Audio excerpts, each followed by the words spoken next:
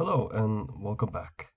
In these next two videos, I'm going to show you how I go about making a mold, making a silicone mold and an aqua resin mother mold. Well, it's not really aqua resin. It's not branded aqua resin, but it is an enhanced plaster like aqua resin. And I'm not really sure what the brand is anyway. So I started off with this sculpture that I finished in September of 2017, and it had been sitting in my parents' basement while I was in New York because I ran out of time and before I left for New York, and I didn't finish it. So it had been sitting there for almost half a year, I guess, and it needed some touch-ups. It was wrapped in a black garbage bag, and my dad had been spraying it like every 2 weeks or so. And what that does is that it keeps the sculpture from drying out and cracking, but the plastic bag kind of sticks to the wet surface and creates small scratch marks. So I went over it again. So this is the first time you'll see me do sculpting on this YouTube channel. There'll be a lot more of that very soon. It was fairly quick to finish up though. I used like a small loop tool on my hands quite a lot.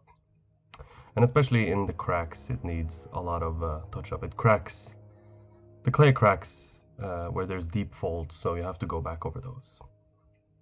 So the silicone that I'm using is the same silicone we use at Florence Academy of Art, and I even ordered it from the same company that we do, which I can't remember the name of.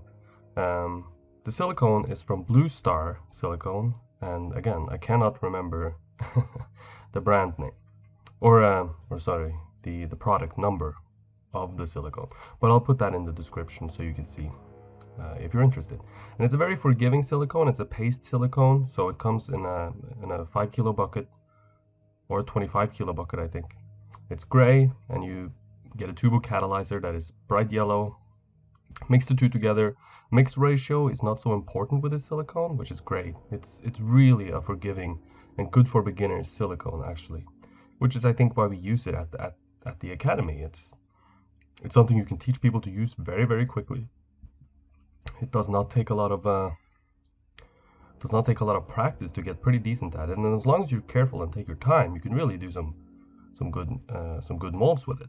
Now it doesn't last as well as a good silicone, you know, from Smooth On, or you know, some nicer portable silicones that are more expensive, but it is cheap, it is easy to learn, and it's fast to use. But again, it becomes quite brittle pretty fast. It does have some shrinking problems. But in this case, this sculpture has actually been sold. So I needed to make the mold while I was in Norway so that I could get it to the foundry. And I had maybe 5 days. I was leaving for Florence. I just got back from New York at this point in the video, and you know, I'm jet lagged, tired, but soldiering on anyway. So I apply the silicone, you know, just with my fingers, and the silicone is pretty sticky, so I dip my hands in water to keep the silicone from sticking to my hands. And this works pretty well, but you have to be careful to not get water on the sculpture, because then, you know, the clay becomes soft again. The clay at this point is pretty firm. I let it, you know, sit out for maybe an hour or two to dry out, and this helps. This helps with not, well, it makes the clay firmer, so I don't make any marks on the surface of the clay if I happen to ding it.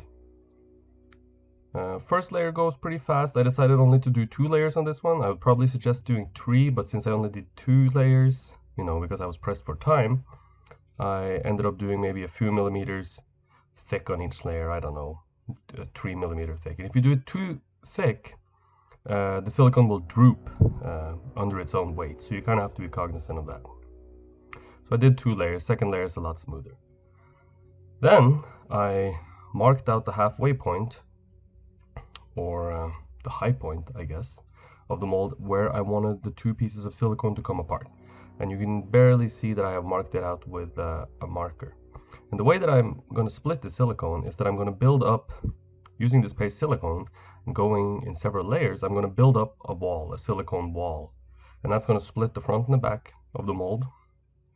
And this is where I'm going to cut the silicone into 2 pieces, but it's also going to split the front and the back of the mother mold, and you'll see.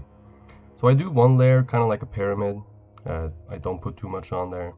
Then I do a second layer, and you know, these go by pretty fast. I'm just building up a little bit of height, and it's mostly about the width. I need it to be quite wide because of the knife that I use to cut the silicone. It's a special kind of knife. It's called a mold knife, I think. And it has a little bend in it, so I get a positive and a negative in the cut, so that the two silicone pieces register very easily back together. And, you know, I've seen people do this in like one go, but then you have to babysit it a ton, and I never like doing that.